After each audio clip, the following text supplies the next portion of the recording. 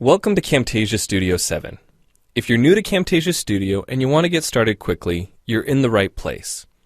We encourage you to watch this 5-minute video to learn the basics of using the editor, including how to navigate the timeline, make some basic edits, and add special effects.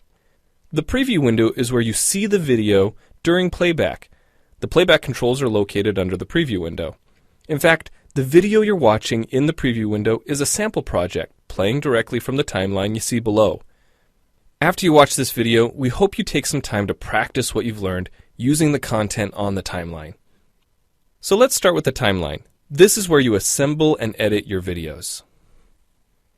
At the top of the timeline, tick marks represent time in terms of minutes and seconds. When building a video, you'll work in a horizontal manner, beginning from the left and moving sequentially through time towards the right. To make precise cuts and selection, use the zoom slider to magnify the view of the timeline. And when adding elements to your video, such as a call-out or audio clips, these are placed on different tracks. Tracks are created automatically, when you need them, when elements are added to the timeline. So depending on your video, you may be working with several tracks at one time. To change the position of an element on the timeline, just drag it. To change the length of an element, drag the edges in either direction. An important part of the timeline is the playhead. The playhead moves the timeline and indicates the current frame displayed in the preview window. To view your video, click play in the preview window. Notice how the video and the timeline's playhead stay in sync? Click anywhere on the timeline and the playhead moves to that point. The green section of the playhead is called the in point. Click and drag the in point to make the beginning of a selection.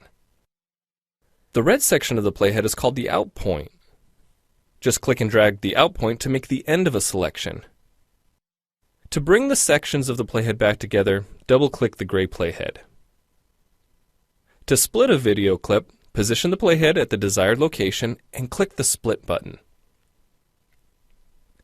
And if you want to remove a portion of your video, make a selection with the in and out points, then click the cut button. If you make a mistake while editing, click the undo button. Next, we'll look at the clip bin and the library. The clip bin holds recordings, audio files, images, and title slides being used in the project you're currently working on. Then there's the library. It stores video clips, intros, callouts, title slides, and other elements that you want to use from project to project. The library is also pre-populated with professional animations, music, sound effects, and other content you can use in your video for free. To add your own clips or video sequences to the library, make a selection on the timeline, right-click, and choose Add to Library. To include clips and other elements in your video, drag them from the clip bin or library and drop them onto the timeline. The tabs located above the timeline are task pages used for adding and editing special effects. You can add callouts to emphasize a key point. You can insert a transition between clips for a professional look.